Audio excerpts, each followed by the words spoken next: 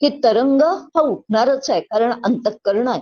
आणि अंतःकरण असल्यामुळे ते सुखदुःखाचे तरंग त्यांच्याही अंतःकरणामध्ये काय होतात तर जागे होतात, पण त्याचं लाटेत रूपांतर ते कधी सुद्धा करत नाहीत, कारण ते मिथ्या आहे. याच्यावरती ते पूर्णपणे काय असतं, त्यांचं लक्ष जे काही आहे ते लक्ष लागलेलं असतं. या दृष्टिकोनातून मग या ठिकाणी तो शिष्य आता म्हणतोय की मला सुद्धा कल्पना रहित असलेलं हे जे काही सुख आहे, अद्वैताचं जे सुख आहे, त्या अद्वैताच्या सुखातून पुन्हा मला या संसार रूपी दुःख सागरामध्ये यावंसं वाटत नाही. आनंद योगी परमपूज्य डॉक्टर काका यांना साष्टांग नमस्कार करते. श्रद्धेय मंदाताई यांना देखील साष्टांग नमस्कार करते. ग्रंथराज दासबोध वाङ्मयीन मूर्ती असलेल्या समर्थांना देखील साष्टांग नमस्कार करते. आपल्या अद्वैत चिंतन या वर्गाच्या दुसऱ्या मार्गदर्शक आदरणीय सीमाताई यांनाही सादर नमस्कार करते. आणि श्रोते आपण जगदीश मूर्ती या न्यायाने आपल्या सगळ्यांना सप्रेम अभिवादन करून आजच्या चिंतनाला प्रारंभ करूया.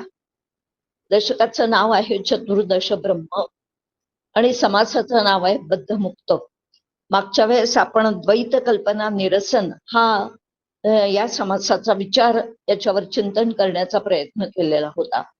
द्वैतामध्ये भय आहे आणि म्हणून द्वैतातून सुटका करून घ्यायची आणि अद्वैतावरती दृढ व्हायचं किंवा ज्याला स्वार व्हायचं. तर त्या अद्वैतावर स्वार होण्यासाठी वास्तविक पाहता त्याच्यावर स्वार होण्याची गरज आहे का तेच माझं खरं स्वरूप आहे आणि तेच माझं स्वरूप असताना सुद्धा मी ते विसरून गेलेली आहे. आणि मी मुळात त्या ठिकाणी मुक्त असताना सुद्धा मुळात मी स्वतःला बंधन पाडून घेतलं, स्वतःलाच बंधन पाडून घेतलं. मी द्वैतात रममाण व्हायला लागले आणि द्वैतात रममाण झाल्याचा परिणाम म्हणून त्या ठिकाणी सुखदुःख माझ्या वाट्याला यायला लागलं. आणि ते सुखदुःखाचा निराश कशा पद्धतीने करायचा, अद्वैत कल्पनेचा निराश कशा पद्धतीने करायचा, याचा सगळा विचार मागच्या समासामध्ये आपण केलेला आहे. आणि आता त्याचा निराश केल्यानंतर जेव्हा अशा पद्धतीने एखादा शिष्य किंवा एखादा श्रोता हे अद्वैत निरूपण ऐकतो तेव्हा त्याची काय अवस्था होते याचं वर्णन आता या बद्धमुक्त या समासामध्ये त्या ठिकाणी समर्थ करत आहेत. वास्तविक पाहता संपूर्ण दशकाचा विचार जर का आपण केला तर आपल्याला असं लक्षात येतं की या दशकातल्या संपूर्ण समासांचा आपल्याला त्या ठिकाणी अभ्यास केल्यावर लक्षात येतं की या दशकामध्ये समर्थांनी प्रत्येक समासामध्ये फक्त 2 गोष्टी सांगितलेल्या आहेत. आणि त्या 2 गोष्टी कोणत्या आहेत तर एक म्हणजे ब्रह्म आणि दुसरी म्हणजे माया. याच अनुषंगाने बद्ध आणि मुक्त या संकल्पना समर्थ आता आपल्याला स्पष्ट करून सांगणार आहेत. बद्ध कुणाला म्हणावं आणि मुक्त कुणाला म्हणावं? जो त्रिगुणांनी बांधला आहे, अविद्येने बांधला आहे, अज्ञानाने बांधला गेलेला आहे, मोहाने किंवा आसक्तीने बांधलेला आहे, अर्थातच मी आणि माझेपणामध्ये जो गुंतलेला आहे तो बद्ध. आणि जो या सगळ्यातून सुटला आहे तो मात्र मुक्त. खरं पाहिलं तर हे दोन्ही शब्द सापेक्षतेने वापरलेले आहेत. बांधला गेला आहे असं वाटतं म्हणून मुक्त झाला असं म्हणावं लागतं. आपल्या सगळ्यांना त्या उंट पाळणाऱ्याची गोष्ट ठाऊक आहे. उंटाला बांधल्याची ऍक्शन केली, दोरी विसरला होता तो. उंटाला घेऊन जाणारा माणूस जो काही आहे तो दोरी विसरलेला होता. आता उंटाला बांधायचं कसं? आणि म्हणून केवळ त्यांनी उंटाला बांधल्याची ऍक्शन केली आणि नाटक केलं आणि तो मग उंट मात्र तिथून हलला नाही. आपल्याला बांधलाय ही कल्पना त्यांनी केली आणि म्हणून दोरी सोडल्याचं दुसऱ्या दिवशी पुन्हा त्या उंटाला घेऊन जाण्यासाठी दोरी सोडल्याचंही नाटक करावं लागलं. तसंच काहीच आपलं झालेलं आहे. हे सगळे समास वाचताना आपल्या लक्षात यायला लागतं. खूप मोठा समास आहे. 65 ओव्यांचा हा समास आहे. सर्व ओव्यांचा अर्थ पाहणं खरं पाहिलं असता शक्य नाही. काही गटवार विचार करणं शक्य आहे. सामान्य श्रोता जेव्हा ब्रह्मनिरूपण ऐकतो तेव्हा काही काळ किंवा काही वेळ ते निरूपण ऐकेपर्यंत तो जणू काही अद्वैतात रममाण होतो. जणू काही मुद्दाम शब्द वापरलेला आहे की जणू काही अद्वैतात रममाण होतो. त्याला खूप छान वाटतं ते अद्वैताचं निरूपण ऐकल्यावर आपल्याला सगळं काही कळलेलं आहे असंही त्याला वाटायला लागतं. आणि हे निरूपण संपल्यानंतर पुन्हा जेव्हा त्याला संसारात जाण्याची वेळ येते, म्हणजे सभा मंडपाच्या तो बाहेर पडतो निरूपण ऐकल्यावरती, तेव्हा त्याला पुन्हा द्वैत येऊन चिकटतं. अर्थात तो द्वैतात पुन्हा त्या ठिकाणी रमतो. आणि म्हणून खऱ्या अर्थाने मग आता हे द्वैत काय आहे, हे अद्वैत काय आहे, बद्ध काय आहे, मुक्त काय आहे, याचा पुन्हा एकदा खुलासा जो काही आहे समर्थ आतापर्यंत करतच आलेले आहेत. पण तुम्हा आमची गंमत अशी आहे की एकदा ऐकल्याने दोनदा ऐकल्याने तुम्हाला आम्हाला हे समजत नाही किंवा चित्तामध्ये ते बिंबत नाही. जे ठसवल्या जायला पाहिजे ते ठसत नाही. आणि जोपर्यंत त्या अंतःकरणामध्ये पूर्णपणे बिंबत नाही किंवा ठसवल्या जात नाही, त्याचा अनुभव आपल्याला येत नाही, तेव्हा मग पुन्हा पुन्हा तेच तेच संतांना देखील सांगावं लागतं. आणि तेच तेच पुन्हा पुन्हा ऐकल्याशिवाय आमची सुद्धा प्रगती होऊ शकत नाही. आणि म्हणून उपनिषदकार सुद्धा अशा पद्धतीने म्हणतात, तत्कथनम तत्वचनम, सातत्याने तेच तेच ऐका, तेच त्याच चिंतन करा आणि तेच तेच पुन्हा बोला. म्हणजे सांगण्याचं तात्पर्य एकच आहे की पूर्णपणे आम्ही त्या अद्वैतावर आरूढ होण्यासाठी अत्यंत आवश्यक जर काही असेल तर पुन्हा पुन्हा श्रवण करणं पुढे येणारच आहेत ते समास. पुढे 2 समास याच दशकामध्ये आलेले आहेत आणि ते श्रवणाचे समास आहेत. तर त्याच्यामध्ये सुद्धा समर्थांनी श्रवणाला अत्यंत महत्व दिलेलं आहे. आणि कशाचं श्रवण करावं, कसं श्रवण करावं, हा सगळा पुन्हा विचार दिलेला आहे. सांगण्याचं तात्पर्य एकच आहे की जोपर्यंत त्याचा आमचा अनुभव जो काही आहे तो अनुभव द्वैताचा बाजूला पडून द्वैताचा निराश होऊन अद्वैताच्या स्थितीमध्ये आम्ही सहजतेने जोपर्यंत जाऊन पडत नाही, म्हणजे सहजता त्या अद्वैत स्थितीला जोपर्यंत येत नाही तोपर्यंत खऱ्या अर्थाने आमच्या अंतःकरणामध्ये असलेलं भय, आमच्या अंतःकरणात असलेलं सुख दुःख सातत्याने याचे काय खातोय आम्ही, हलकावी खातोय, कधी सुख कधी दुःख. कारण स्वतःला आम्ही नको नको त्या गोष्टी समजत आलेलो. मी कोण आहे, मी म्हणजे देह आहे, मी म्हणजे जीव आहे, अशा पद्धतीने आपण स्वतःला समजून घेतलेलं आहे. आणि स्वतःला मी देह आहे, मी जीव आहे, याच कल्पना आपण केल्या आणि या कल्पनेने आम्ही बांधल्या गेलो. आणि यालाच अज्ञान किंवा यालाच अविद्या आणि हे सगळं जे काही जगत आहे, जे माझ्या वाट्याला आलेलं आहे, ते मी आणि माझं या आसक्तीमध्ये आम्ही गुंतून गेलेलो आहे. आणि म्हणून हे सगळं त्या ठिकाणी आम्हीच निर्माण केलं आणि आता आम्हालाच त्याचा निराश करणं अत्यंत आवश्यक आहे. तूच तुझ्या जीवनाचा शिल्पकार, हे वाक्य आपण ऐकलेलं आहे. किंवा उद्धरेत आत्मनात्मानम न आत्मानम अवसादयेत, अशा पद्धतीने भगवद्गीता सुद्धा सांगते. किंवा तूच खऱ्या अर्थाने तूच तुझा वैरी आहेस आणि तूच तुझा शत्रू आहे, असं सुद्धा गीता आम्हाला सांगते. सांगण्याचं तात्पर्य एकच आहे की आम्हाला मग अशा पद्धतीने आमच्या अंतःकरणात ते द्वैत जे काही अत्यंत घट्ट बसलेलं आहे, ते द्वैत आमच्या अंतःकरणातलं ते अज्ञान, ते अविद्या आम्हाला ही काय हळूहळू या ग्रंथ वाचनाने, आणि म्हणून समर्थ पुन्हा पुन्हा सांगायला कंटाळत नाही. मग आम्ही का बरं ऐकायला तरी कंटाळावं? अर्थातच आम्ही पुन्हा पुन्हा तेच तेच वाचलं पाहिजे, तेच तेच समजावून घेतलं पाहिजे, तेच तेच सांगितलं पाहिजे आणि तेच तेच ऐकलं सुद्धा पाहिजे. की जोपर्यंत ब्रह्मसत्य जगन्मिथ्या जीवो ब्रह्मैव नापराहा, ब्रह्मच एक केवळ सत्य आहे आणि जगत जे आहे ते मिथ्या आहे. आणि त्याचबरोबर जीव जो आहे तो मूळचा ब्रह्मस्वरूपच आहे. याच्यावरती पूर्णपणे 100% जोपर्यंत आम्ही काय होत नाही, आरूढ होत नाही, या विचारावर जोपर्यंत आम्ही आरूढ होत नाही तोपर्यंत खऱ्या अर्थाने या सुखदुःखाच्या हेलकाव्यातून आम्हाला बाजूला होता येणार नाही. या ठिकाणी सातत्याने जे असं आमच्या वाटाला द्वैत येत आहे, मान अपमान, सुख दुःख, वास्तविक पाहता मान अपमान, यश अपयश वगैरे वगैरे सगळं जे माझं तुझं हे सगळं काही जे काही चाललेलं आहे ते द्वैतामध्ये चाललेलं आहे. अद्वैतामध्ये या कुठल्याच गोष्टी नाही. आणि म्हणून द्वैतामध्ये भय आहे. द्वितीयात वै भयम भवती, असं आपल्याला श्रुती माऊली सुद्धा सांगते. आणि म्हणून या भयातून जर का बाजूला व्हायचं असेल तर द्वैतातून आम्हाला बाजूला झालं पाहिजे. द्वैत समूळ नष्ट झालं पाहिजे. आणि जोपर्यंत ते समूळ नष्ट होत नाही, अर्थात बाजूला सरत, नष्ट म्हणजे ते नाहीच होणार नाही, तर त्याला बाधित करता येणं आम्हाला शक्य आहे. ते अनेक संतांनी केलेलं आहे.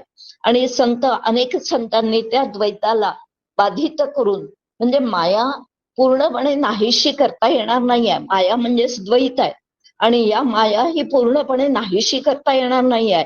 पण त्या मायेला ओलांडून, म्हणजे त्या मायेतून आम्हाला सुटका करून घेणं जे काही आहे ते मात्र आम्हाला शक्य आहे. आणि त्या दृष्टिकोनातून आता समर्थ आपल्याशी या समासामध्ये बोलतायत. आणि या समासामध्ये बोलताना समर्थ आता त्या ठिकाणी तुम्हा मला सांगतायत की अद्वैत ब्रह्म निरोपिले, जे कल्पने रहित संचले, क्षण एक तदाकार केले मजया निरूपणे, शिष्य किंवा तो श्रोता जे हे अद्वैत निरूपण ऐकतो आहे, आणि या अद्वैत ब्रह्माच्या निरूपणामुळे त्याच्या अंतःकरणातल्या बाकीच्या सगळ्या कल्पना ज्या काही आहेत त्या सगळ्या कल्पना मावळलेल्या आहेत. आणि क्षणभर त्याला त्या ठिकाणी त्या ऐकता ऐकता त्या जणू काही त्या अद्वैत ब्रह्माचा काय आलेला आहे त्या अनुभव येऊन गेलेला आहे. पण अनुभव आल्यानंतर तेवढ्या पुरतं त्याला खूप छान वाटलं. आणि पण मग छान वाटल्यावर, कारण तो तेवढ्या पुरता त्या ब्रह्माशी तद्रूप झालेला होता. पण मग आता त्याला मात्र असं वाटायला लागलं की ही जी काही मी काही क्षणापुरती, काही सेकंदापुरती ही जी काही अद्वैत स्थिती मी काय तर अनुभवली आहे, त्याच स्थितीमध्ये सातत्याने मी राहावं असं त्या शिष्याला किंवा त्या श्रोत्याला वाटत आहे. पण त्याला पुन्हा त्याचं प्रारब्ध संसारात आणल्याशिवाय राहत नाही.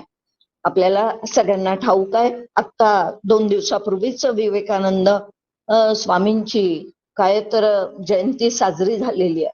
आणि त्यानिमित्त आपण काल सविताताई खरवडे यांचं व्याख्यान सुद्धा, आपण प्रवचन सुद्धा त्या याच्यावरती ऐकलेलं आहे. तर मला त्या स्वामी विवेकानंदांची आठवण या ठिकाणी येते की ज्या वेळेस परमहंस रामकृष्ण परमहंसांनी म्हणजेच ठाकूरांनी त्यांना समाधी अवस्थेचा अनुभव दिला, अर्थात त्यांच्या कृपेमुळे त्यांनी डोक्यावर हात ठेवला, स्वामी विवेकानंदांच्या डोक्यावर हात ठेवला, आणि काही काळ त्यांना त्या समाधीचा अनुभव आला, त्या अद्वैत स्थितीचा अनुभव आला. आणि आता त्यातनं ते उठायलाच तयार नाहीयेत. म्हणजे त्या ठिकाणी त्या समाधी अवस्थेतच राहावं असं त्यांना वाटत आहे.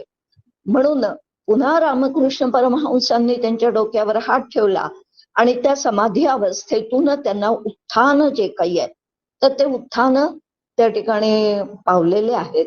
अर्थात मला या समाधी अवस्थेतून तुम्ही का उठवलं, तुम्ही कशासाठी मला उठवलं, मला याच स्थितीमध्ये राहू द्या, मला याच्यापेक्षा आता दुसरं तिसरं काहीही नकोय. किती छान आनंद या स्थितीमध्ये होता. पण रामकृष्ण परमहंस त्यांना म्हणतात की आता तुला मी त्याची झलक देऊन दिलेली आहे, पण आता तुला पुन्हा पुन्हा अशा पद्धतीने त्याच्यामध्ये काय होता येणार नाही, कारण तुला या जगताचा उद्धार करायचा आहे, तुला कार्य करायचं आहे. आणि कार्य करण्यासाठी आता ती समाधीची किल्ली, आत्मसाक्षात्काराची किल्ली जी काही आहे ती जणू काही माझ्याजवळ ती आहे.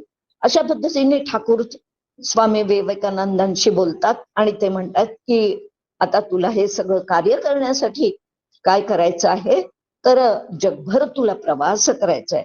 सांगण्याचं तात्पर्य एकच आहे की स्वामी विवेकानंदांना जेव्हा त्या स्थितीचा अनुभव आला, त्या अनुभवातनं ते बाहेर पडू इच्छित नव्हते आणि त्याच स्थितीमध्ये कायम राहावं अशा पद्धतीने त्यांना वाटत होतं.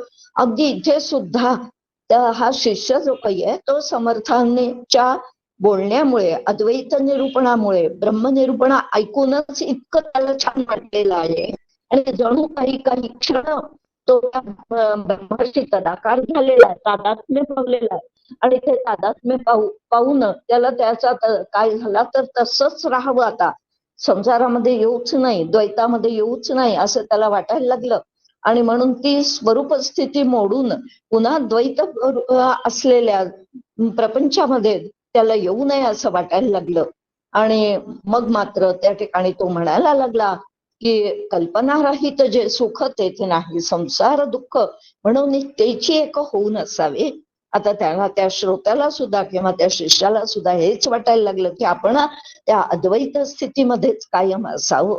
अर्थात अगदी मोठे मोठे संत सत्पुरुष सुद्धा त्या स्थितीमध्ये कायम स्वरूपी राहू शकत नाहीत, कारण त्यांचं प्रारब्ध त्यांना उठवल्याशिवाय राहत नाही.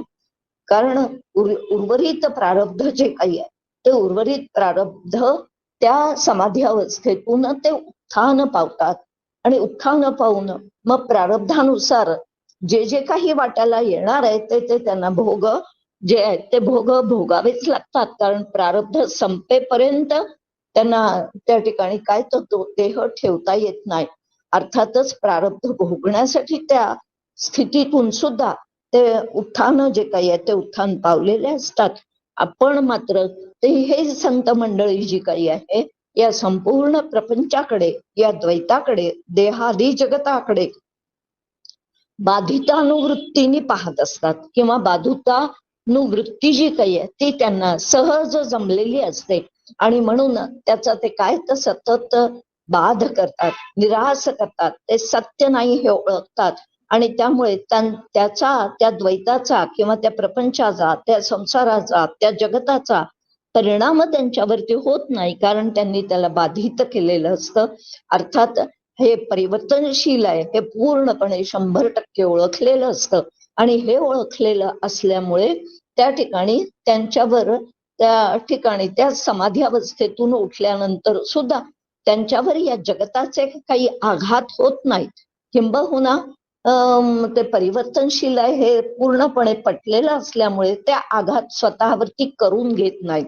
म्हणजे सुखदुःखाचे जे काही चटके जे काही आहेत ते चटके त्यांना बसत नाही, तर तरंग त्यांच्याही अंतःकरणात उठतो, पण त्या तरंगाची लाट जी काही तुम्ही आम्ही होऊ देतो.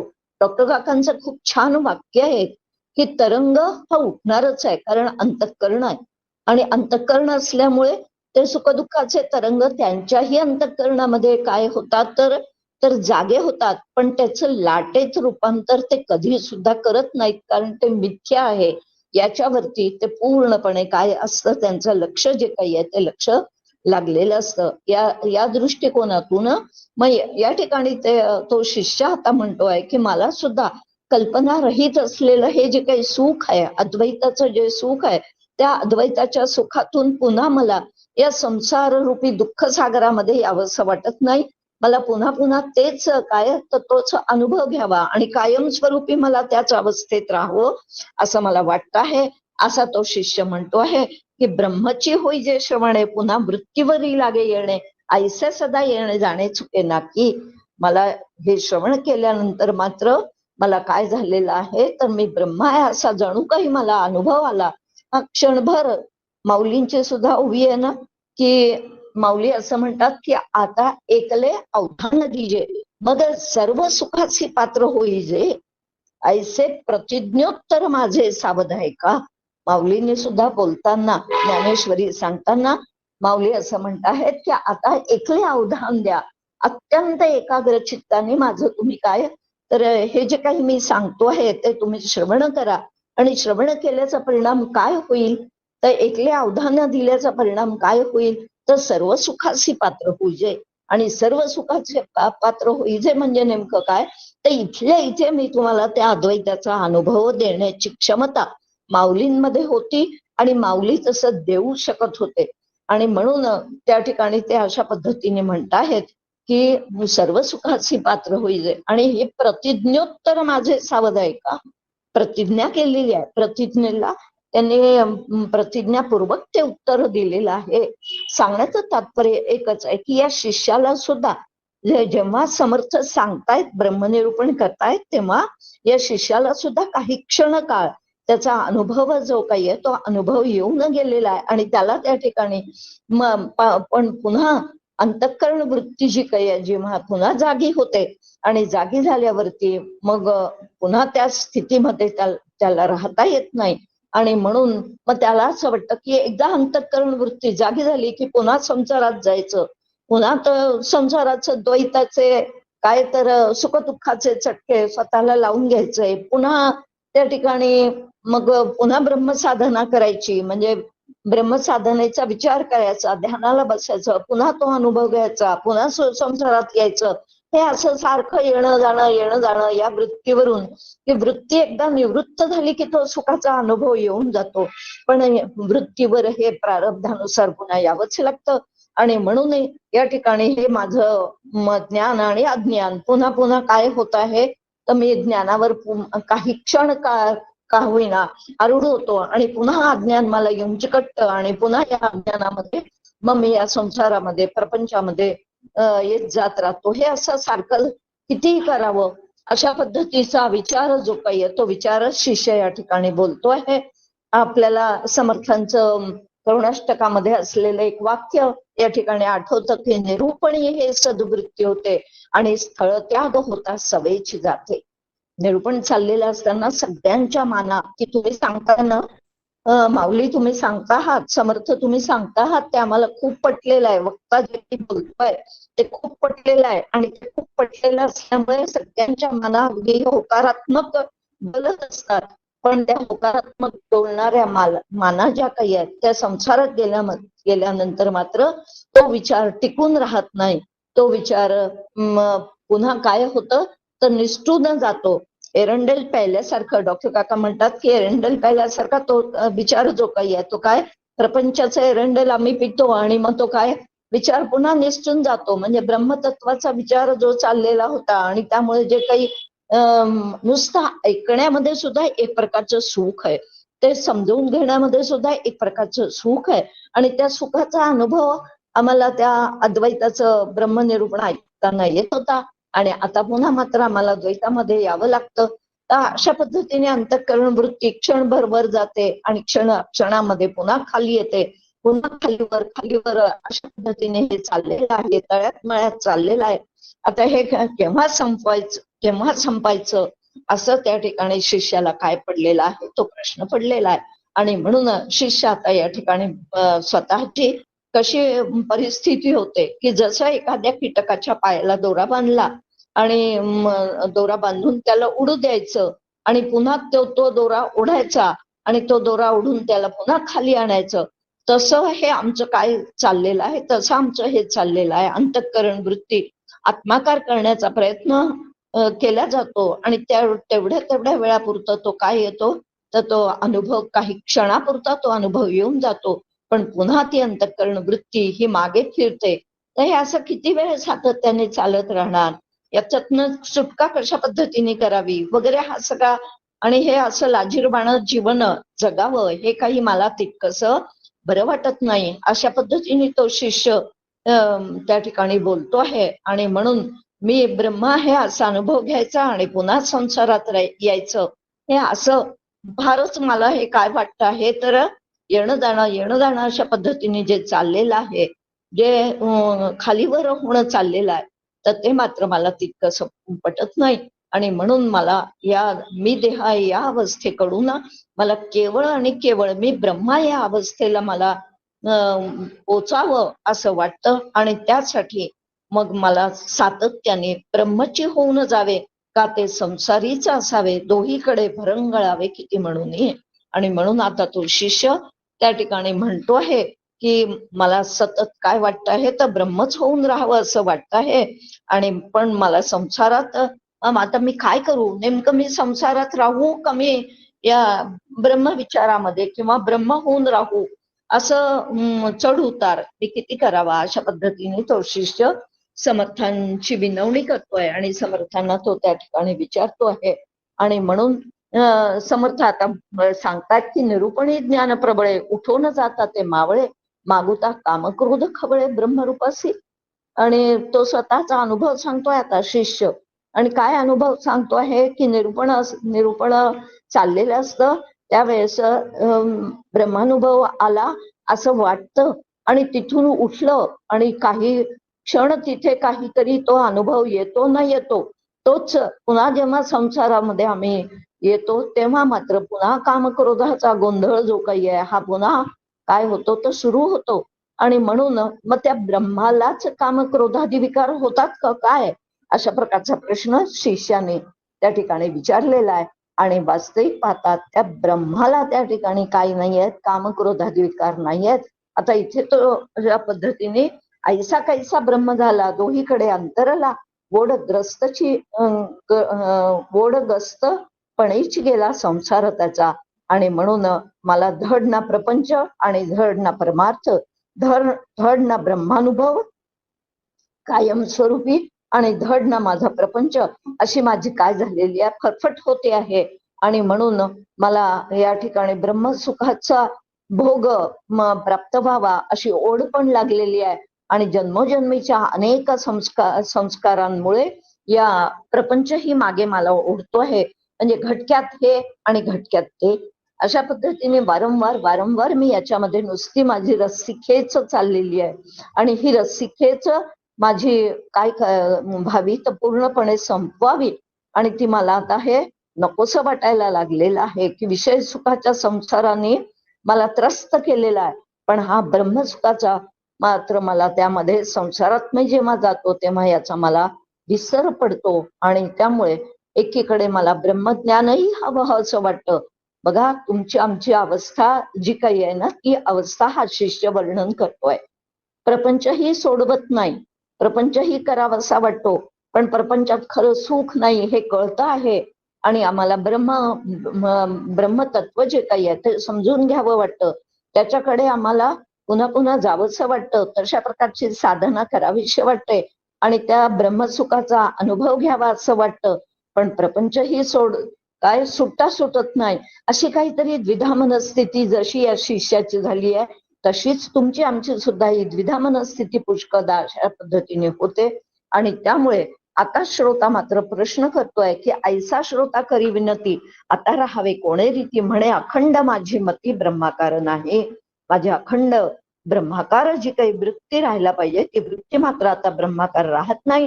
मग आता याला काय करावं, या संदर्भामध्ये त्या शिष्याने 16व्या ओळीमध्ये प्रश्न विचारलेला आहे. क्षणात माझं चित्त शांत असतं तर क्षणात माझं चित्त हे अत्यंत चंचल होतं. आणि मग हे त्यामुळे धड एकही नाही अशी माझी अवस्था होऊन बसलेली आहे. आता याला आपणच वक्त्याने उत्तर द्यावं अशा पद्धतीने तो श्रोता त्या समर्थांना प्रश्न करतो आहे. आणि मग आता वक्ता उत्तर देतात, अर्थात समर्थ उत्तर देतात आणि ते म्हणतात की आता मात्र मी तुला अत्यंत या समस्येचं शास्त्रशुद्ध अशा पद्धतीने उत्तर देईन. आणि त्यासाठी श्रोत्यांनी आता थोडा वेळ शांतपणे शांत चित्त करून माझं हे बोलणं जे काही आहे, वक्तव्य जे काही आहे ते मात्र आता आपण ऐकावं असं समर्थ तुम्हाला या ठिकाणी सांगतायत. आणि आता समर्थ या ठिकाणी म्हणतायत की ब्रह्मची होऊन जे पडले तेची मुक्तपदास गेले, येर काय ते बुडाले व्यासाधिक. वास्तविक पाहता समर्थांनीच स्वतः या ठिकाणी काय केलं आहे तर अशा प्रकारचा प्रश्न जो काही आहे तर अशा प्रकारचा प्रश्न शिष्याच्या मनात काय निर्माण होऊ शकतो प्रश्न, तो स्वतःच समर्थाने काय उपस्थित केला. आणि उपस्थित करून आता त्या ठिकाणी समर्थच त्याचं उत्तर देत आहेत की ब्रह्मचे होऊन जे पडले त्याची मुक्तपदास गेले. जे ब्रह्मरूप झालेले आहेत झाल्यावर ज्यांना मरण पावलेले आहेत ते मुक्त झाले असं म्हणता येईल का? किंवा शरीर पाषाणासारखं होऊन पडलं म्हणजे ते मुक्त झाले असं म्हणायचं का? भगवान व्यासांसारखे महर्षी मुक्त न होताच बुडाले की काय मग? अशा पद्धतीने हा श्रोता जो काही आहे म्हणजे श्रोत्याच्या अंतःकरणात येणारे प्रश्न वक्ताच या ठिकाणी काय करतो आहे तर ते कुठले प्रश्न श्रोत्याच्या अंतःकरणात निर्माण होऊ शकतात याचा विचार जो काही आहे याचा विचार स्वतः समर्थच करतायत. आणि समर्थ तो विचार करून त्या ठिकाणी सांगतायत की अशा पद्धतीने ऐकायला येत आहे ना बरोबर? हॅलो, हो हो येत आहे ताई, हा येत आहे. हा, तर अशा पद्धतीने तो श्रोता प्रश्न विचारतो आहे. आणि म्हणून श्रोता विनंती करी पुढती, शुको मुक्तो वामदेव वाम हे श्रुती, दोघेची मुक्त आदी अंती बोलत असे. आणि तो श्रोता आता नम्रपणे त्या ठिकाणी वक्त्याला विचारतोय की जगाच्या इतिहासामध्ये फक्त शुकदेव आणि वामदेवच मुक्त झाले असं श्रुती सांगते, मग बाकीचे मुक्त झाले नाहीत का? मग बाकीचे म्हणजे वेदव्यासांसारखे जे महर्षी आहेत ते त्या ठिकाणी मग ते कारण या दोघांचंच नाव घेतलेलं आहे.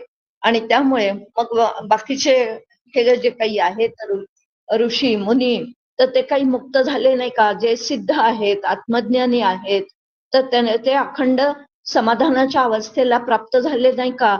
मग त्यावेळेस वक्त्यांनी त्याचं उत्तर सुद्धा दिलेलं आहे की नाही, अनेक प्रल्हाद, नारद, पराशर वगैरे हे आता त्या 2 श्लोकांमध्ये त्यांनी अनेक ऋषी मुनी यांचा काय केलेला आहे तो उल्लेख केलेला आहे. असे अनेक जण मुक्त झालेले आहेत. फक्त शुकदेव आणि वामदेवच मुक्त झाले हे मात्र त्या ठिकाणी काय आहे, तर हे बाकीचे बद्धावस्थेत मरण पावले असा जो काही विचार त्या ठिकाणी काय वाटतो आहे, त्या श्रोत्याला वाटतो आहे, इथे त्याचं निरसन करतात की नाही नाही, हा पूर्व पक्ष आहे आणि या पूर्व पक्षाला त्या काय करता आलं पाहिजे, तर छेदून टाकता आलं पाहिजे आणि ऐकून बघता देता झाला उत्तर, अशा पद्धतीने प्रत्युत्तर द्यायला समर्थांनी काय केलेलं आहे, तर समर्थ सरसावलेले आहेत. आणि समर्थ आता त्या ठिकाणी उत्तर देतात की वेद बोलीला पूर्व पक्ष मूर्ख तेथेची लाभी लक्ष, साधू आणि व्युत्पन्न दक्ष त्यास हे न म्हणे. पण वेदांनी पूर्व पक्ष मांडला असून हे न जाणणारा जो कोण मूर्ख आहे तो पूर्व पक्षच खरा आहे असं मानतो, आणि मात्र आत्मानुभवी वेदांत शास्त्र पारंगत जाणणारे जे काही असतात तर ते पूर्व पक्ष हा खरा मानत नाही, तर उत्तर पक्षाकडे ते त्या ठिकाणी, आता पूर्व पक्ष काय उत्तर पक्ष काय, मागे आपला हा विचार सीमाताईंनी या संदर्भामध्ये मार्गदर्शन केलेलं आहे. आणि त्या दृष्टिकोनातून मग आता इथे आपल्याला विचार जो काही करायचा आहे, तर वेद शास्त्र पुराण हे जे काही आहे यांचं सातत्याने श्रवण, या वेदांमध्ये खूप मोठं असा आपण ऐकतो, अनेक वेळा आपण अशा पद्धतीने ऐकलेलं आहे की वेदांमध्ये खूप मोठं सामर्थ्य आहे. त्याचा एक मंत्र जरी आमच्या कानावर पडला, अर्धा श्लोक जरी कानावर पडला, तरी सुद्धा आम्ही अत्यंत पावन होऊन जातो वगैरे, हा सगळा विचार त्या ठिकाणी श्रोत्याने ऐकलेला आहे. आणि त्यामुळे श्रोता आता त्या ठिकाणी म्हणतोय की वास्तविक पाहता असं हे वेदांताचं सांगणं आहे किंवा वेदांचं सांगणं आहे, एक अक्षर जरी चुकूनही कानावर पडला तरी श्रोता पावन होतं, असं वेदांचं महात्म्य आम्ही जागोजागी ऐकलेलं आहे. आणि म्हणून एकाक्षर होता श्रवण, तात्काळाचे होई जे पावन आहे से ग्रंथाचे महिमा न ठाई ठाई बोललेले. 34व्या ओळीमध्ये अशा पद्धतीने की त्याचा श्लोक म्हणा, अर्धा श्लोक म्हणा, श्लोकाचा एक चरण म्हणा किंवा एक शब्द जरी कानावर पडला तरी सुद्धा त्याने तेवढ्या वेळा पुरतं का होईना पण निश्चितच माणूस काय होतो, जरी अर्थवादात्मक हे वाक्य असलं तरी सुद्धा तेवढ्या वेळा पुरता का होईना पण जो कोण श्रोता असेल तो काय होऊन जातो, तर तो कानावर शब्द पडल्याचा परिणाम म्हणून किंवा तो श्लोक किंवा ते चरण पडल्याचा परिणाम म्हणून तेवढ्या वेळ तो निश्चितच पावन होतो. आणि या दृष्टिकोनातून मग हे सगळं असं जर का आहे, तर मग हे फक्त दोघच जण उद्धरून गेले हे जे काही सांगणं आहे, तर हे गोंधळात टाकणार आहे. आणि म्हणून मला तुम्ही याचा काय करून सांगा, तर खुलासा करून सांगा, अशा पद्धतीने त्या ठिकाणी श्रोत्यांनी प्रश्न विचारलेला आहे. आणि तो प्रश्न विचारून त्या श्रोता म्हणतो आहे की मोक्षासंबंधी सुद्धा काही समज आहेत, काही गैरसमज आहेत, की ज्याला मोक्ष प्राप्त झालेला आहे तो एखाद्या लाकडाप्रमाणे क्रियाशून्य होतो, अशा पद्धतीचं सुद्धा काय ऐकून आहे तो श्रोता. आणि त्यामुळे तो शिष्य किंवा तो श्रोता त्या ठिकाणी कारण आपण ऐकलेलं असतं की ते आत्मा नावाचं तत्व, ते ब्रह्म नावाचं तत्व ते काही सुद्धा करत नाही, हे आता आपण ऐकलेलं आहे. मग जर का अशा पद्धतीने त्या ब्रह्मतत्वाशी आपण एकरूप झालो तर, किंवा त्या आत्मतत्वाशी जर का आपण एकरूप झालो तर आपण पूर्णपणे निष्क्रिय होऊन जाऊ का, काहीच आपल्याच्याने मग केल्या जाणार नाही का, मग तर काष्ठ जसं पडलेलं असतं तशाप्रमाणे तो क्रियाशून्य होऊन जाईल का, मग तो त्यालाच खरं मुक्त म्हणायचं का, असे खूप गोंधळ त्या शिष्याच्या अंतःकरणामध्ये आहे. आणि त्यामुळे त्या गोंधळातून त्याची सुटका करण्यासाठी आता त्या ठिकाणी समर्थांनी खूप छान पद्धतीने या समासामध्ये त्या सगळ्या गोष्टीची उत्तरं जी काही आहेत ती उत्तरं दिलेली आहेत. आणि त्या दृष्टिकोनातून मग ते वास्तविक पाहता की अशा पद्धतीने क्रियाशून्य होऊन जाणं, मग आता हे जर का सगळे समर्थ झाले, समर्थ रामदास स्वामी झाले, ज्ञानेश्वर माऊली झाल्या, सावता माळी झाले, गोरोबा काका झाले, निवृत्तीनाथ झाले, आता केव्हा तुकाराम महाराज झाले, या लोकांनी मुक्त झाल्यानंतर सुद्धा प्रारब्ध वशामध्ये तर काय केलेलं आहे, तर अनेक कामं जी काही आहेत, ते अनेक कामं केलेली आहेत. मग आता याचं काय सांगड कशी लावायची, याची संगत कशी लावायची? मग तो निष्क्रिय होतो, तर मग तो काहीच करत नाही का? तर हे सगळी उत्तरं जी काही आहेत, तर कशा पद्धतीने मग तो स्वतःकडे कुठलंही कर्तृत्व घेत नाही. मी हे केलेलं नाही. तर भगवंतांनी माझ्याकडनं हे करवून घेतलेलं आहे. म्हणजे समर्थांनी 1100 मठांची स्थापना केली किंवा एवढे महंत तयार केले. आता हे सगळं जे काही कार्य केलेलं आहे, हे समर्थांनी जीवनमुक्त अवस्थेतून बाहेर म्हणजे ती अवस्था त्यांना प्राप्त झालेली होती. पण तरी सुद्धा त्यांनी अशा प्रकारचं प्रचंड कार्य केलेलं आपल्याला दिसतं. किंवा तुकाराम महाराजांनी एवढे 4,500 अभंग लिहिलेले आपल्याला दिसतात, कार्य केलेलं दिसतं. आता हे सगळं मग याची सांगड कशी लावायची याचा विचार जो काही आहे तो या ठिकाणी विचार समर्थ आपल्याला सांगतायत आणि ते इथे म्हणतायत की अशा पद्धतीने की खऱ्या अर्थाने या निरूपणामध्ये जे काही सार आणि असार सांगितलेलं आहे त्याचा विचार आपल्याला करावा लागेल. आणि म्हणून जो ब्रह्माकार झाला तो काष्ठ होऊन पडला. शुक भागवत बोलीला परीक्षितापुढे जर का तो काष्ठ होऊन पडला असता ब्रह्मरूप झाल्यामुळे, तर त्या शुकदेवांनी परीक्षित राजाला भागवत कसं सांगितलं असतं. अशा पद्धतीने इथे आता वक्ता बोलायला सुरुवात करतोय आणि वक्ता आता सांगतोय की अशा पद्धतीने वास्तविक पाहता ते काय झालेले नसतात, तर काष्ठ होऊन पडलेले नसतात. इथे थोडासा सारासार विचार करण्याची आवश्यकता आहे. आणि म्हणून त्यांनी नंतरच्या लगेचच्या ओळीमध्ये सांगितलेलं आहे की निरूपण हे सारासार बोलीला पाहिजे, विचार धांडोळावे सचराचर दृष्टांता कारणे. आणि आता 41व्या ओळीमध्ये ते समर्थ आपल्याला इथे समजावून सांगतायत की या आध्यात्मिक निरूपणामध्ये सार काय आणि असार काय याचं स्पष्टीकरण करण्यासाठी अनेक युक्त्या वापराव्या लागतात. आणि त्या युक्त्या वापरून त्या ठिकाणी सार आणि असाराचा विचार जो काही आहे तो असाराचा विचार करावा लागतो. अर्थात काष्ठाप्रमाणे पडून राहणाऱ्याला या सगळ्या गोष्टी अशा पद्धतीने जमू शकत नाही. तर मग नेमकं काय म्हणायचं आहे त्यांना, तर त्याचा विचार जो काही आहे तो त्याचा विचार समर्थात आपल्याला सांगताहेत.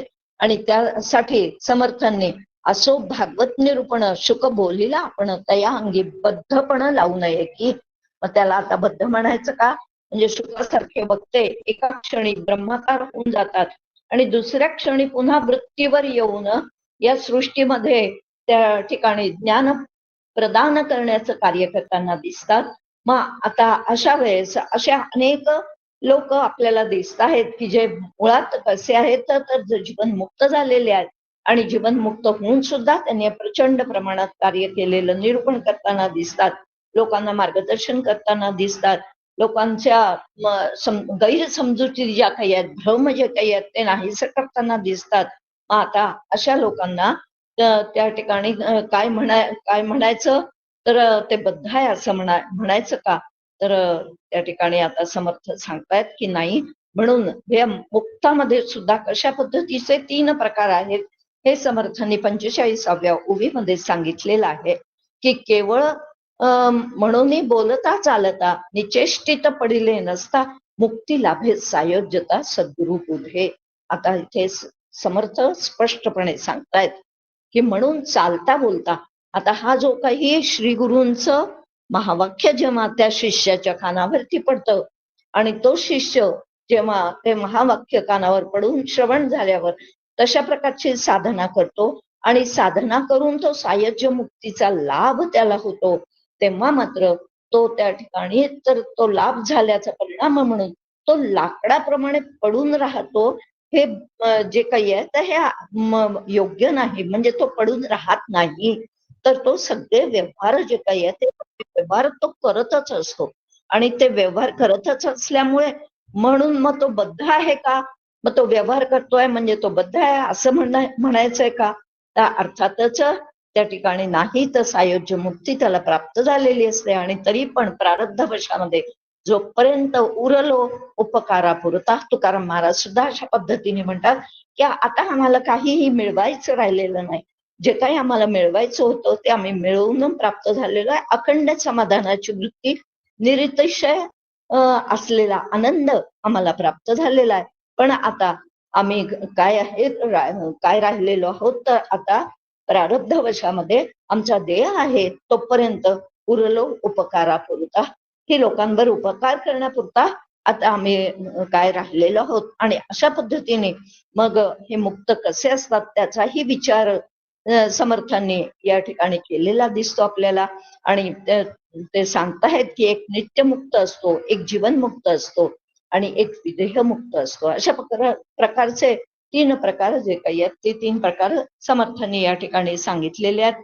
आणि ते असं म्हणतायत की वास्तविक पाहता जो नित्यमुक्त कोण आहेत, वास्तविक पाहता हे जे काही फार मोठे मोठे तुकाराम महाराज, ज्ञानेश्वर माऊली किंवा समर्थांसारखे जे अवतारी पुरुष आहेत, हे मुद्दाम अवतार घेऊन पुन्हा काय आले, भगवंताच्या योजनेनुसार ते मुळातले मुक्तच आहेत. पण मुक्त असताना सुद्धा परमेश्वरी योजनेप्रमाणे ते पुन्हा जन्माला आलेले आहेत. त्यांना भगवंताने जन्माला घातलेला आहे आणि अवतार म्हणून ते जन्माला आलेले आहेत. आणि त्यामुळे ते अवतारी पुरुष आहेत ते नित्यमुक्तच असतात. हे महापुरुष जे काही आहेत ते काय आहेत तर नित्यमुक्तच असतात. त्यांना साधना करून मुक्त होण्याची आवश्यकता नसते. पण ते तुम्हा आम्हाला दाखवण्यासाठी त्या ठिकाणी मग समर्थांनी पण साधना केलेली आपल्या लक्षात येते. स्वतः राम म्हणा किंवा श्रीकृष्ण म्हणा, आता अवतारी होते की नाही वास्तविक पाहता हे दोघही जण, पण राम आणि कृष्ण अवतारी असताना सुद्धा मानव देहात आल्यानंतर त्यांनी सुद्धा, रामांनी सुद्धा काय तर वसिष्ठ गुरु केलेले आहेत आणि त्यांच्याकडनं सगळा विचार समजावून घेतलेला आहे. कारण मानव देहात आल्यानंतर मानव देहासारखंच आपण राहिलं पाहिजे आणि तोच आदर्श लोकांसमोर ठेवला पाहिजे. यासाठी श्रीकृष्णांनी सुद्धा त्या सांदीपनी ऋषींच्या आश्रमामध्ये वास्तविक अवतारी असल्यानंतर त्यांना हे शिक्षण घ्यावं लागलं का, आणि किती कमी वेळामध्ये त्यांनी एवढं सगळं शिक्षण जे काही आहे, भागवतामध्ये त्याचा उल्लेख आहे की फक्त 64 विद्या ज्या काही आहेत या केवळ त्यांनी 64 दिवसांमध्ये हस्तगत केलेल्या. म्हणजे सगळ्या प्रकारचं ज्ञान जे काही आहे ते सगळ्या प्रकारचं ज्ञान अत्यंत कमी अल्प काळामध्ये त्यांनी ते काय केलं तर आत्मसात केलेलं आपल्या लक्षात येतं. सांगण्याचं तात्पर्य एकच आहे की अशा पद्धतीने हे अवतारी पुरुष मुळातले मुक्तच असतात.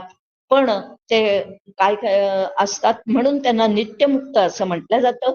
पण काही सामान्य लोक असतात ते साधना करून जीवनमुक्त अवस्थेला पोचलेले असतात. म्हणून त्या सामान्य लोकांना की जे अशा पद्धतीने साधना करत करत एक वेळ अशी येते की श्री गुरूंच्या कृपेमुळे, सद्गुरूंच्या कृपेमुळे ते जीवनमुक्त होऊन जातात. अर्थात त्यांना देखील सायुज्य मुक्तीचा अनुभव जो काही तो अनुभव येऊन जातो. आणि म्हणून मग त्यांना काय म्हणायचं तर त्यांना जीवनमुक्त असं पद्धतीने म्हटलं जातं. आणि तिसरे जे काही आहेत तर समाधी भोगणारे जे असतात ते देहमुक्त म्हणून ओळखले जातात. किंवा जीवनमुक्त जेव्हा देह ठेवतात म्हणजेच त्यांचा देह मरण पावतो त्यावेळेस मात्र ते विदेहमुक्त होतात. अशा पद्धतीने या सगळ्या याच्यावरचा खुलासा जो काही तो समर्थांनी केलेला आपल्याला या ठिकाणी लक्षात येतो. आता समर्थ या ठिकाणी सांगतायत आपल्याला खूप मोठा समास आहे खरं पाहिलं असता, अत्यंत थोडा वेळ आहे आपल्याजवळ. आणि त्यामुळे या पूर्ण समासाचा आढावा घेताना एक आपण लक्षात घ्यायचं आहे की जे काही समर्थांना इथे सांगायचं आहे तर हे या सगळ्या अनुभवाच्या गोष्टी आहेत. आणि म्हणून येथे अनुभवासी कारण येर सर्व निकारण तृप्ती पावावी आपण आपल्या स्वानुभवे, की खऱ्या अर्थाने या सगळ्या स्वानुभवाच्या गोष्टी आहेत. अनुभव घेऊनच मग हे काय खरं म्हणजे याच्यावरती घेऊन पाहावा आणि मग हा अनुभव घेतल्यावरच खऱ्या अर्थाने तृप्ती, समाधान, आनंद हा प्राप्त होतो. आणि हा प्राप्त झाल्यावरच जीवनाचं सार्थक जे काही आहे ते सार्थक होतं. आणि असा जो काही सार्थक झालेला म्हणजे ज्याने अशा पद्धतीने ज्याचं जीवन सार्थकी लागलेलं आहे किंवा ज्याने आपल्या जीवनामध्ये अशा पद्धतीने आनंद, समाधान कायमस्वरूपी ज्याला प्राप्त झालेला आहे तर त्याला तुम्ही मग एका दृष्टांताच्या माध्यमातून इथे ते सांगताहेत की मग तो काय कंठ मर्याद जेविला त्यास म्हणती भुकेला तेणे शब्द जाजावला आहे तो कडे ना. ते म्हणतात की एखाद्या माणसाने पोटभर जेवलेला तो असावा आणि त्याला मात्र एखाद्याने म्हटलं की अरे हा अजून उपाशी आहे असं, तर त्याच्या त्या म्हणण्याला मुळीच त्या माणसाला त्याचा त्रास होत नाही, कारण तो मुळात जेवलेलाच असतो, त्याने ते ज्ञान प्राप्त केलेलंच असतं. आणि म्हणून त्याला जर का कोणी अज्ञानी आहे असं म्हटलं तरी त्याला काही फरक पडत नाही. की एखादी व्यक्ती त्याला म्हणू शकते की अरे हा अज्ञानीच आहे, ज्या अर्थी हा अशा पद्धतीने हे सगळं काही करतो आहे. म्हणजे त्यांच्या कल्पना काय असतात की त्यांनी काहीही करता उपयोगाचं नाही, तो काष्ठवत राहायला पाहिजे वगैरे वगैरे, अशा काही गैरसमजुती त्यांच्या असतात. आणि त्यामुळे त्या दृष्टिकोनातून मग ते असे जे काही कार्य करणारे आहेत की जीवनमुक्त अवस्थेमध्ये सुद्धा ज्यांनी कार्य केलेलं आहे किंवा आत्मज्ञान झाल्यावर सुद्धा उर्वरित आयुष्यामध्ये तो काही ना काहीतरी करताना दिसतोय, म्हणजे मग याला ज्ञान प्राप्त झालेलं नाही असा काही समज जो काही आहे तो इतर अज्ञानी लोकांचा होऊ शकतो. आणि त्या अज्ञानी लोक हा उपाशीच आहे अजून असं ते म्हणू शकतात. वास्तविक तो ज्ञानाने काय झालेला असतो, तृप्त झालेला असतो.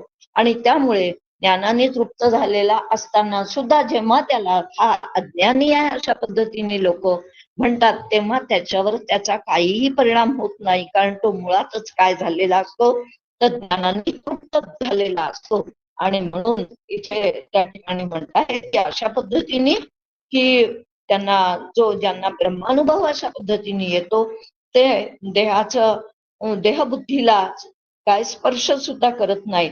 आणि मग म्हणून त्यांना बंधन सापेक्ष असलेला मोक्ष जो काही आहे, या संकल्पना ज्या आहेत या स्थूल देहाशी निगडीत आहेत, हे त्यांना पूर्णपणे काय तर पूर्णपणे ज्ञात असतं.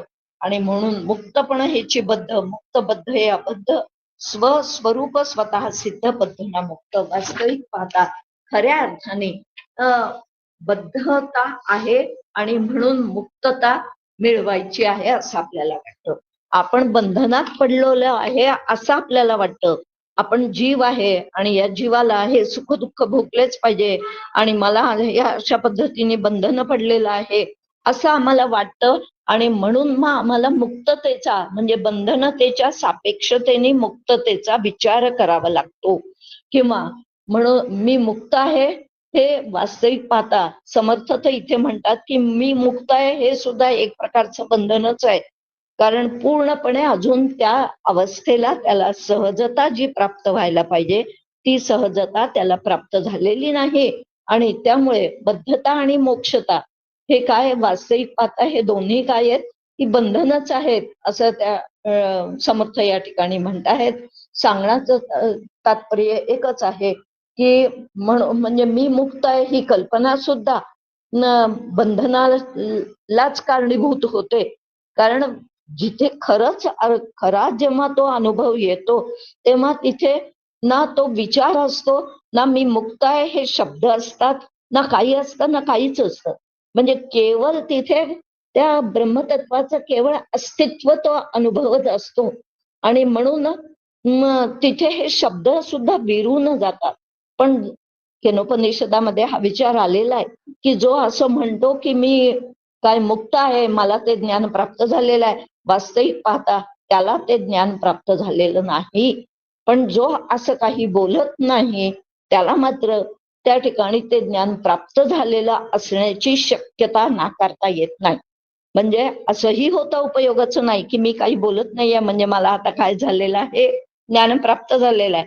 म्हणजे हाही विचार जो काही आहे तर त्याला ती शक्यता आहे असं त्या ठिकाणी केनोपनिषद सुद्धा सांगतं की ज्याला अशा पद्धतीने मला ज्ञान प्राप्त झालेलं आहे असं जो म्हणतो आहे, जो बोलतो आहे, त्याला निश्चितपणे ते ज्ञान प्राप्त झालेलं नाही. पण जो अशा पद्धतीने बोलत नाहीये तर त्याला कदाचित ते ज्ञान प्राप्त काय झालेलं असण्याची शक्यता मात्र नाकारता येऊ शकत नाही. आणि म्हणून बंध आणि मोक्ष या दोन्ही सुद्धा काय आहेत, शेवटी कल्पनाच आहेत. आणि या कल्पना म्हणून एक आपण मागच्या वेळेस द्वैत कल्पना निरसनामध्ये मी देह आहे, मी जीव आहे वगैरे अशा पद्धतीने ही जी काही आपली कल्पना आहे आणि या कल्पनेने आपण बांधल्या गेलेलो आहे आता या कल्पनेने बांधल्या गेलेल्या असल्यामुळे मग या कल्पनेतून सुटण्यासाठी दुसरी कल्पना करावी लागते. आणि ती दुसरी कल्पना कोणती आहे? तर मी देह नसून मी आत्मा आहे ही कल्पना आम्हाला मी देह आहे या कल्पनेतून सोडवायला मदत करते. आणि म्हणून पण शेवटी ती सुद्धा कल्पना काय करावी लागते, तर ती सुद्धा सुटून जावी लागते. ती सोडावी लागत नाही. ते जसं पिकलेलं फळ सहजगत्या गळून पडतं तशा पद्धतीने मग मी मुक्त आहे हा विचार सुद्धा जेव्हा त्या विचारांना त्या भावाला सहजता येऊन जाते तेव्हा मात्र त्या ठिकाणी तो विचार सुद्धा गळून पडतो. आणि असं गळून पडलेलं जसं फळ जे असतं ते परिपक्व झालं म्हणजे काय होतं तर गळून पडतं. अगदी तशा पद्धतीने हा विचार म्हणजे मी मुक्त आहे हा विचार सुद्धा काय झाला पाहिजे तर त्याला सहजता आल्यावरती तो गळून पडला पाहिजे. आणि जोपर्यंत तो गळून पडत नाही तोपर्यंत खऱ्या अर्थाने तो पूर्णपणे काय तर त्या ज्ञानावरती दृढ अपरोक्ष आणि अपरिवर्तनीय हे डॉक्टर काका सातत्याने हे शब्द वापरत असतात की त्या अनुभव कसा आला पाहिजे किंवा त्या ठिकाणी त्या आत्मज्ञानावर कशा पद्धतीने आरूढ झालं पाहिजे तर तो अनुभव सुद्धा दृढ असला पाहिजे. तो अपरिवर्तनीय असला पाहिजे म्हणजे कायमस्वरूपी तो अनुभव असला पाहिजे. आणि त्याचबरोबर अपरोक्ष म्हणजेच प्रत्यक्ष त्या अनुभवाच्या स्थितीला त्या ठिकाणी जाऊन पोचला पाहिजे. आणि अशी जेव्हा त्याला शुद्ध ती काय येते सहजता प्राप्त होते तेव्हा मात्र तो खऱ्या अर्थाने मीपणापासून सुटलेला असतो. आणि म्हणून इथे समर्थ म्हणतात की मीपणापासून सुटला तोची एक मुक्त झाला. मुका अथवा बोलिला तरी तो मुक्त. मग तो बोलला काय किंवा न बोलला काय तो कसा असतो तर तो मुक्तच असतो की ज्याचा मीचपणा गळून पडलेला आहे. आपल्याला वारंवार मला त्या समर्थांच्या त्या एका ओवीची फार आठवण येते. आणि ती ओवी अशी आहे की एक मुख्य परमेश्वरू दुसरी प्रकृती जगदाकारू तिसरा आपण आणीला चोरू कैचामध्ये. अरे बाबा तू तिसरा आपण हा कुठून आणला? एक फक्त आत्मा नावाचं तत्व आहे किंवा ब्रह्म नावाचं तत्व आहे आणि दुसरी प्रकृती जगदाकारू. आणि प्रकृती जी काही आहे ही अष्टदा प्रकृती ती मात्र काय आहे तर ही परिवर्तनशील आहे. ती प्रकृती आहे. तू त्या प्रकृतीच्या काय प्रकृतीला पूर्णपणे सोडून दे म्हणजेच ती नाहीशी होणार आहे. ती काय आहे ती कायम टिकणारी नाही. म्हणजे प्रकृतीच्या बाजूने तू होऊच नको. फक्त तू काय कर तर असा एक तो आत्मा जो काही आहे तो एकच आहे आणि तोच काय आहे मुख्य परमेश्वर आहे. आणि मग तू तिसरा म्हणजे तिसरं हे जीव नावाचं तत्व तू कुठून आणलंस? वास्तविक पाहता तुला मुळी सुद्धा काही अस्तित्वच नाही. खरं जे अस्तित्व आहे ते फक्त एका भगवंताचं अस्तित्व आहे. म्हणून तो भगवंतच माझ्या अंतःकरणामध्ये आहे. आता माझ्या अंतःकरणामध्ये आहे म्हणजे पुन्हा तिथे काय होतं तर तिथे द्वैतातच असं बोलावंच लागतं. म्हणून फक्त तूच शिल्लक आहे. वास्तविक पाहता तूच शिल्लक आहे म्हणत असताना पुन्हा मीच्या सापेक्षतेने असलेला तू असा शब्द आपल्याला वापरावा लागतो.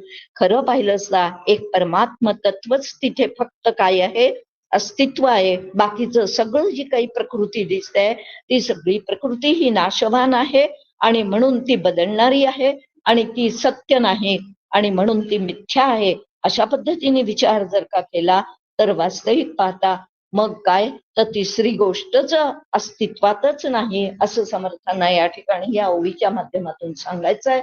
आणि म्हणून ते इथे म्हणत आहेत की वास्तविक पाहता जेथे नामरूप सरे तेथे मुक्तपण कैचे उरे. मुक्त बद्धे विसरे विसरले पणेसी. ते म्हणतात की खऱ्या अर्थाने जिथे नामरूपाचा पसारा पूर्णपणे ओसरतो गळून पडतो मग तिथे बंध कोणाला आणि मोक्ष सुद्धा कोणाला. हे बंधही बद्धताही उरत नाही आणि मुक्त झाला ही कल्पना सुद्धा तिथे उरत नाही. या दोन्ही गोष्टींची जाणीव नेणीव भगवंती नाही असं हरिपाठामध्ये ज्ञानेश्वर माऊली म्हणतात की अर्थात त्या ठिकाणी ज्ञानही नाही आणि अज्ञानही नाही. अशी जी काही ज्ञानरूपता जी काही आहे ती ज्ञानरूपता म्हणजे शब्दज्ञान पण तिथे विरून गेलेलं आहे आणि ते शब्दज्ञानही तिथे नाहीये आणि तिथे अज्ञानही नाहीये. अशी जी काही वृत्तीरहित अवस्था जी काही आहे ती वृत्तीरहित अवस्था म्हणजेच ही निवृत्ती आहे. आणि ही निवृत्ती अशा पद्धतीने ज्याला प्राप्त होते तो खऱ्या अर्थाने तो कोण आहे, तर तो मुक्त आहे. आणि म्हणूनही वास्तविक पाहता ते अशा पद्धतीने मग अशा या मुक्त असलेल्या या जीवनमुक्ताला संपूर्ण सृष्टी, जीवसृष्टी सुद्धा कशी दिसते, तर त्याला सुद्धा हे संपूर्ण जीव सृष्टी किंवा हे विश्व हे मुक्त असल्यासारखंच त्या ठिकाणी त्याला दिसतं.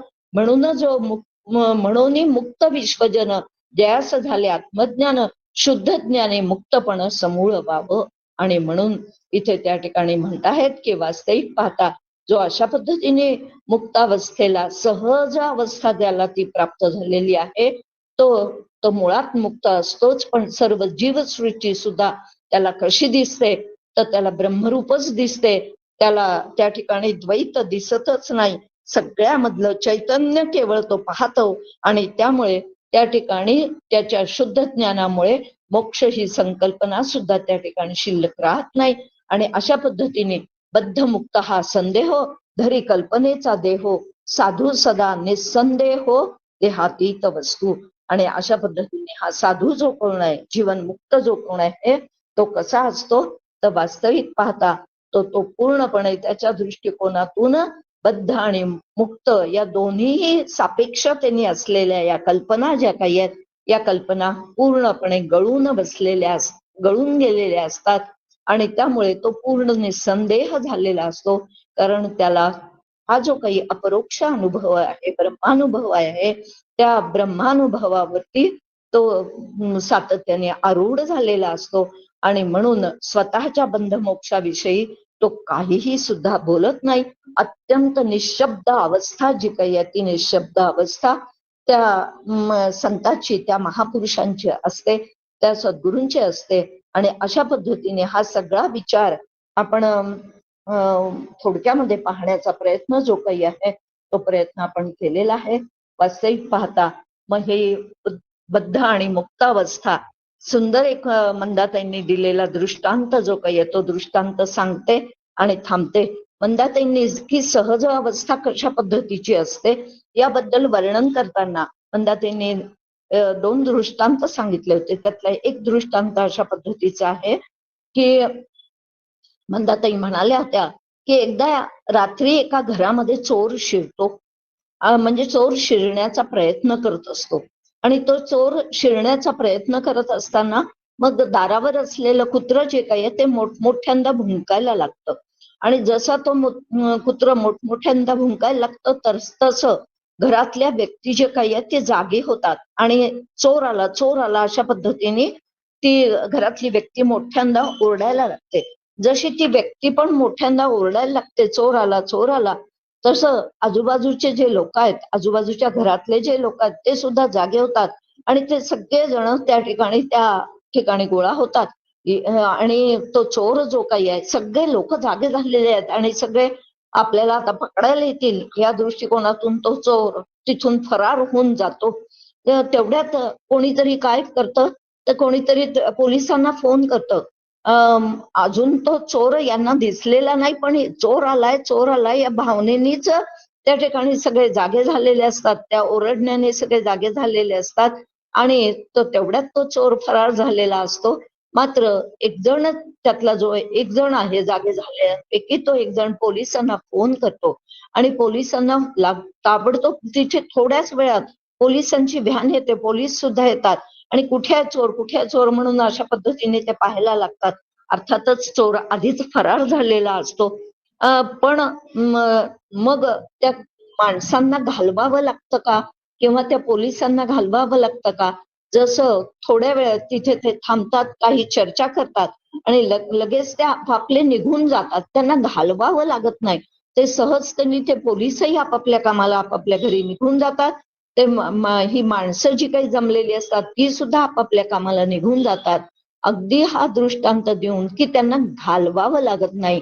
मंदाताईंनी दृष्टांत एवढ्यासाठी दिला होता की ही जी सहजावस्था जेव्हा येते, म्हणजे सुरुवातीला आधी तो विचार मी मुक्त आहे, मी आत्मा आहे, मी आत्मा आहे, मी आत्मा आहे, हा विचार आधी धरून ठेवावा लागतो.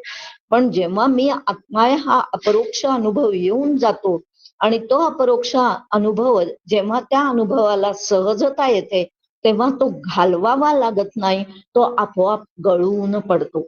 इथे चोराच्या दृष्टांतातून अशा पद्धतीने मंदाताईंनी तो काय तर त्या दृष्टांताच्या माध्यमातून सहजता जेव्हा एखाद्या गोष्टीला येते, तेव्हा मात्र तो पकडून ठेवलेला विचार सुद्धा जो काही आहे तो काय होतो तो सहजपणे गळून पडतो.